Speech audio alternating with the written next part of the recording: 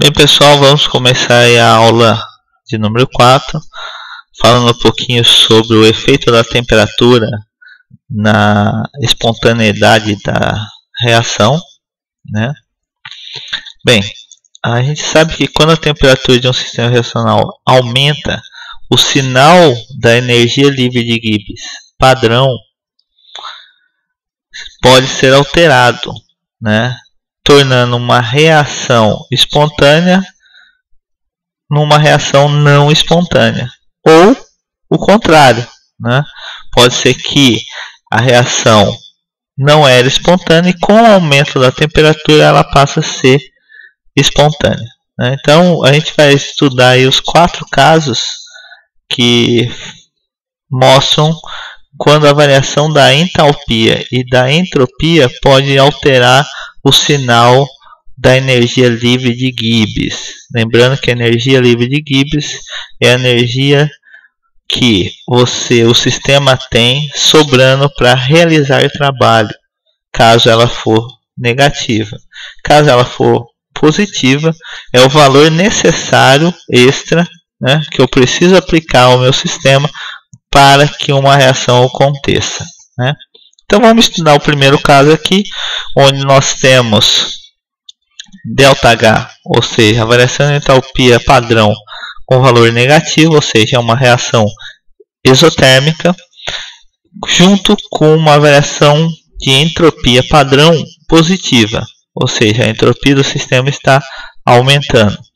Nesses casos onde eu tenho um ΔH negativo e um ΔS positivo, sempre, em qualquer temperatura, tá, eu vou verificar uma reação espontânea, porque o meu ΔG vai ser sempre negativo.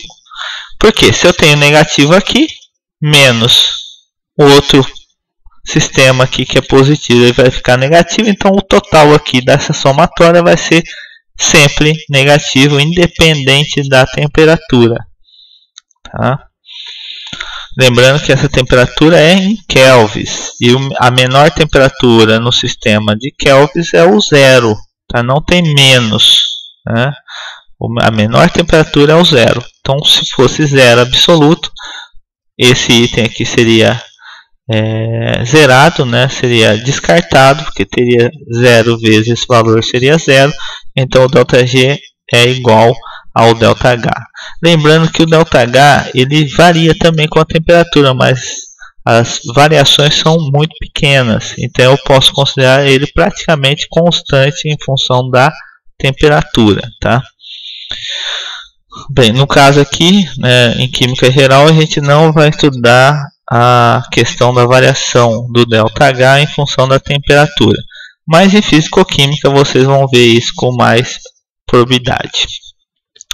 Bem, já no segundo caso, o que nós temos é o seguinte: se eu tiver um ΔH positivo, ou seja, uma reação endotérmica, e um ΔS padrão negativo, sempre o meu ΔG, por essa relação aqui, vai dar um número positivo.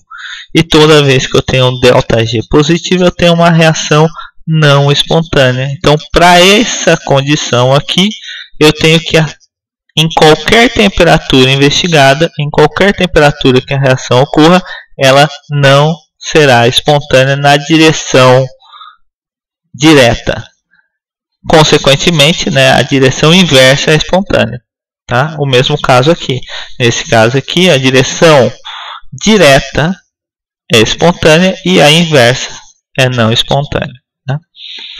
Bem, agora o terceiro e quarto caso é que se altera um pouquinho esses critérios, né? Então a gente vai ver duas possibilidades para cada um desses critérios, né? Por exemplo, no caso 3, né, se eu tiver um ΔH positivo e um ΔS positivo, aí agora a gente tem que estudar como que está variando a temperatura, né? Para temperaturas baixas, né, eu vou ter que o meu ΔG vai ser sempre positivo. Temperaturas baixas, ΔG positivo. Conforme eu aumento a temperatura, eu posso passar o meu sistema, que era não espontâneo, para um sistema espontâneo, onde o ΔG passa a ser negativo agora. Tá? Então o processo se torna espontâneo com o aumento da temperatura. É fácil verificar isso, porque eu tenho um ΔH aqui positivo. Se esse número começa a ficar maior do que esse aqui, né, como ele é negativo, ele acaba dando um valor ΔG negativo. Como exemplo, né, a gente falou aí nas últimas aulas a questão do carbonato de cálcio, né? A decomposição dele só se torna espontânea, né, à medida que eu aumento a temperatura. A 25 graus, né, quando eu faço essa relação aqui, eu obtenho um ΔG positivo. Mas em temperaturas altas, né, esse valor passa a ser maior e, consequentemente, eu tenho um valor negativo de ΔG, tornando a minha reação possível. Tá? O outro critério aqui, né, é quando eu tenho um critério negativo. Né? Então, se eu tenho um ΔH negativo e um ΔS negativo, em baixas temperaturas, né, eu vou ter um ΔG negativo. Tá? Mas, conforme esse item aqui começa a aumentar em função da temperatura, né, então esse item começa a ficar o quê? Positivo. Né? Porque eu tenho menos com menos, mais esse é menos, esse fica mais. Conforme eu vou aumentando esse fator aqui da minha equação, ele se torna mais importante do que o ΔH. Consequentemente, em altas temperaturas, o ΔG fica positivo. Consequentemente, em altas temperaturas, a minha reação, que era em baixas temperaturas espontânea, começa a se tornar não espontânea. Tá? Então, é tomar esses cuidados aí na hora de interpretar essas questões de baixa temperatura, alta temperatura, ΔG, ΔS e ΔH. Né? Então, lembrando, critérios de espontaneidade é o ΔG. Se o ΔG for negativo, a reação é espontânea naquela direção. Se ele for positivo, ele não vai ser espontâneo naquela direção. E a reação inversa será. Né? Então, perceba essa diferença aí, que é importante na hora de você resolver algum tipo de exercício. Né?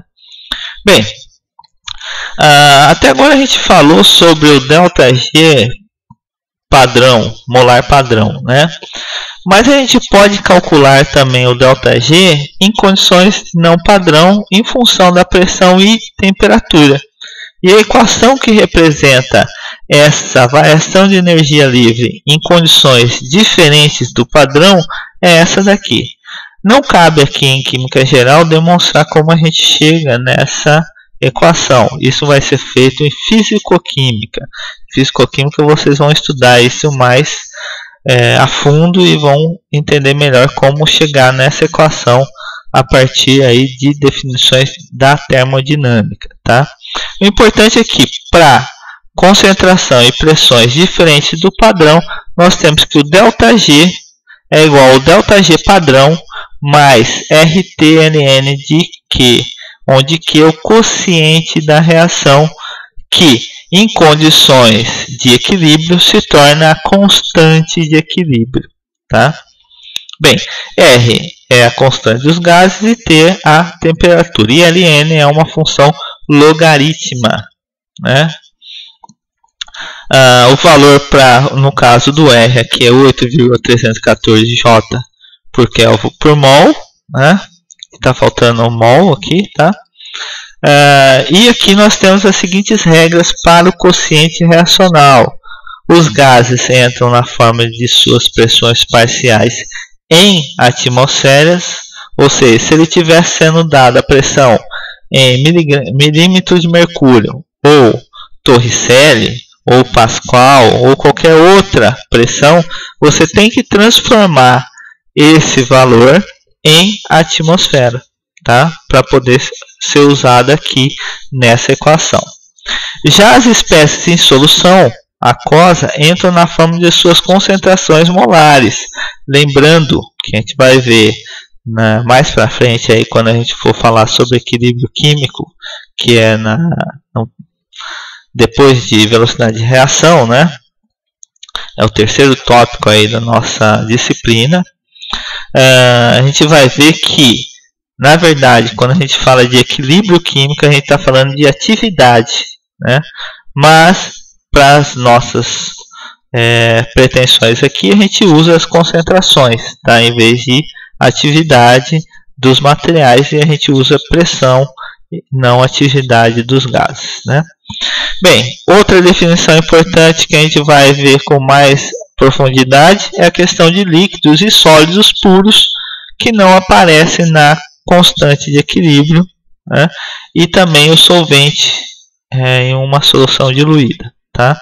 Eles são considerados constantes ou têm atividade igual a 1, tá?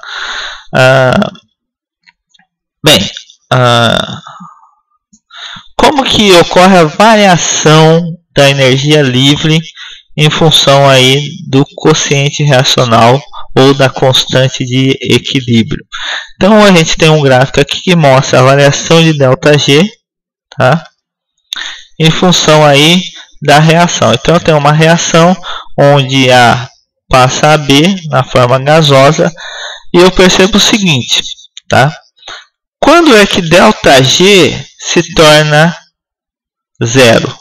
O ΔG se torna zero quando eu tenho o quociente da minha reação igual a K, ou seja, a constante de equilíbrio. Então, voltando aqui, então isso aqui se torna zero, tá? Quando Q se torna K. Então, no equilíbrio, eu posso igualar essa minha equação aqui a zero, porque ΔG se torna zero. E aí eu posso determinar quem? A constante de equilíbrio. É assim que se faz na prática, porque o ΔG padrão é conhecido, né? Você conhece o ΔG, ele é tabelado. A partir dos valores tabelados, eu consigo encontrar a constante de equilíbrio naquela temperatura, tá? Bem, então, voltando aqui, então, usando aquela equação lá, para a gente descrever esse gráfico, A transformando em B. Então, inicialmente, eu tinha aí um valor de ΔG muito alto, né, mais 20 kJ. Tá? Conforme a minha reação se processa, né, você vai ver que o meu quociente vai ao equilíbrio, né, se tornando a constante de equilíbrio, tá? E aí o que eu tenho é que a minha reação se processa no sentido de formar praticamente B, né?